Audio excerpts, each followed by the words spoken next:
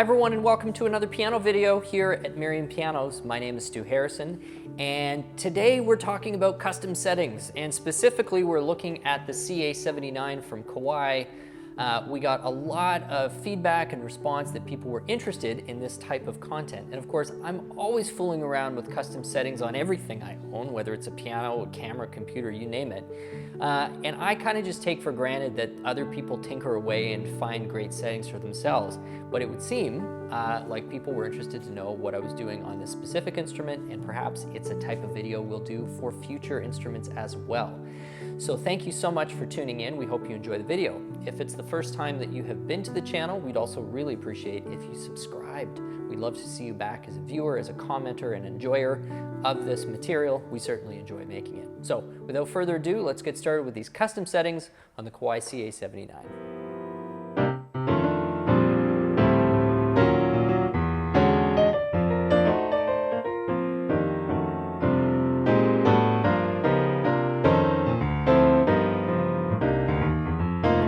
So one might ask why it's even important to try and develop custom settings on a digital piano.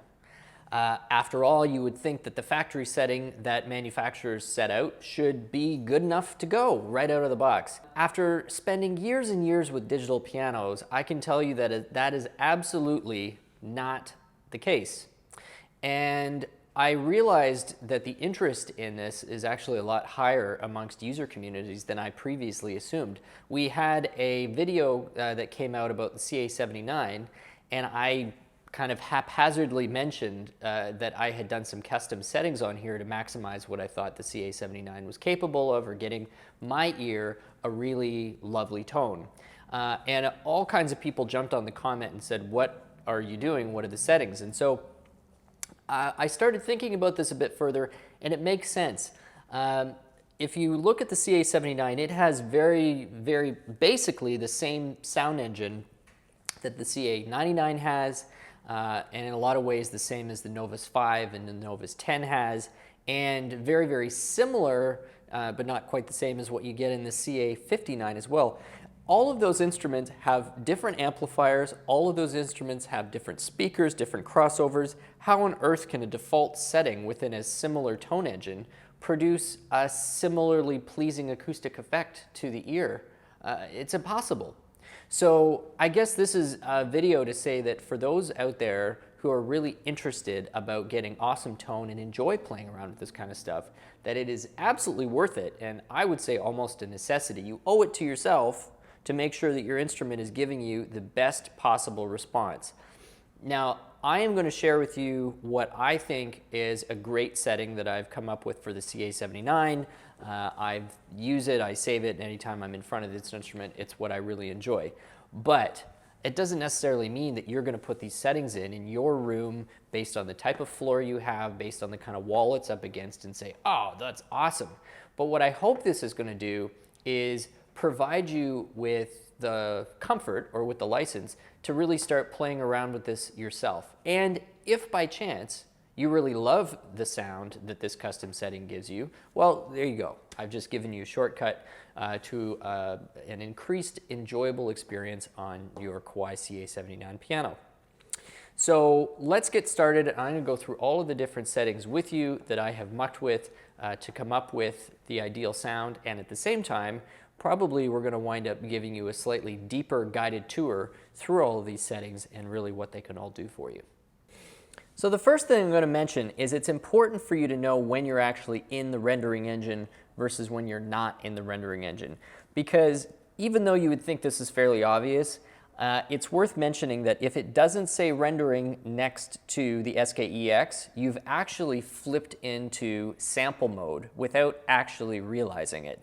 And what makes it even a little more confusing is that when you're in SKEX and you simply switch off from the very first setting, you immediately stop being in the SKEX rendering engine. I'm going to show you what I mean by that. So this is your home screen, and this should be the piano that comes up by default, the SKEX Concert Grand. And you'll see down here it says SKEX Rendering. Now, the minute that you flip over to the EX Concert Grand, you'll now see that it says Concert. So this is no longer in the rendering engine, even though we haven't pressed anything that says turn off rendering, turn on sampling. It just already kind of is. Now if we go one more over to the SK5, same thing, doesn't say rendering. So we're just in sampling right now. Now, there's certainly nothing wrong with these samples. In fact, Kawai has done a beautiful job of doing these individual 88-note samples with multi-layer, multi-dimensional sampling for the upright piano, the EX, the SK5, and the SKEX. So, to get the rendering, you have to be in SKEX concert grand mode. Now, if we press this upper gray bar to get into the editing mode, this is where it becomes even more, well, not confusing, but worth noting that when you're in SKEX rendering, now if I go over and now it just says concert, what I've done is I'm still in SKEX, but I've now accessed the SKEX sample. It's no longer rendering, and you'll see that that rendering is now missing. So my custom settings are going to be for rendering. So we're going to leave this in piano variation SKEX rendering. And my two favorites are classic. That would be my actually one of my favorites, my second favorite. But my top one that I really like to work with is rich. This is full of all sorts of upper harmonics. It's full of all sorts of cabinet resonance. And unfortunately, those are parameters within the computer model that they don't give us editing options. These are just kind of sets of presets. But there are lots to choose from, so you do have at least a good way to start. So that's where I start, is SKEX rendering and then rich. I don't like the large room ambience for this because I think you lose too much clarity. I notch this down to medium. And then we're going to get into the virtual technician where we can actually edit a good number of things.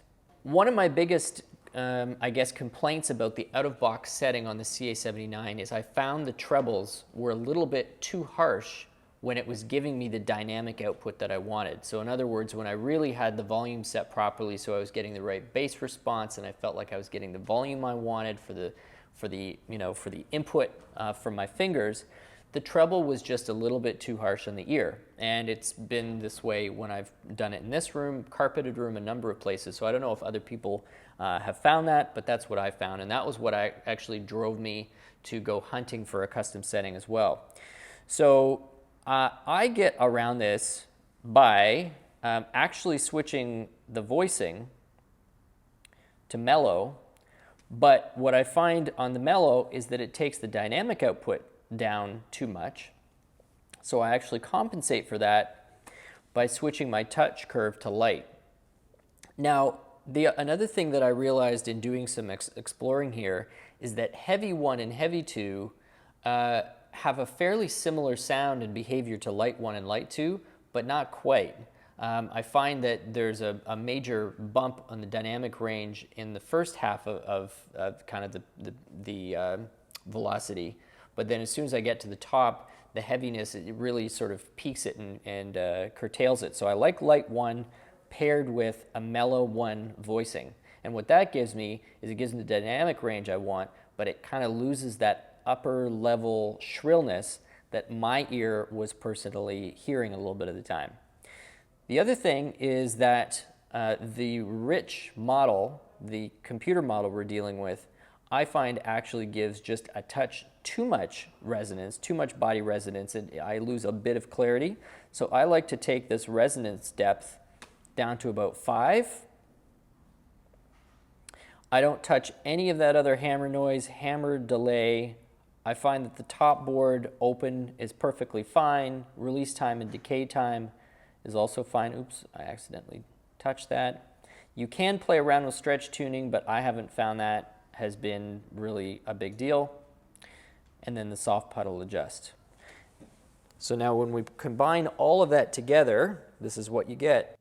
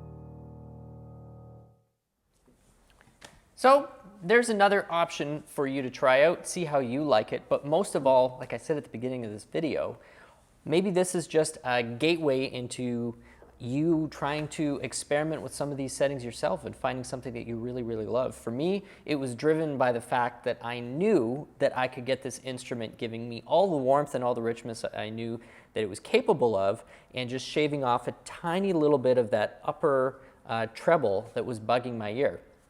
And I found a way to do it. So it's always driven by necessity, like most things, but hopefully you've enjoyed this type of video, and it may be the kind of thing we do for future pianos down the road as well, if people really enjoy this material. So thank you so much for checking it out. My name is Stu Harrison. This has been Miriam Pianos on YouTube, and if you have not subscribed, hit that button and the notification bell. We'd love to see you back for more. Thanks so much. We'll see you soon.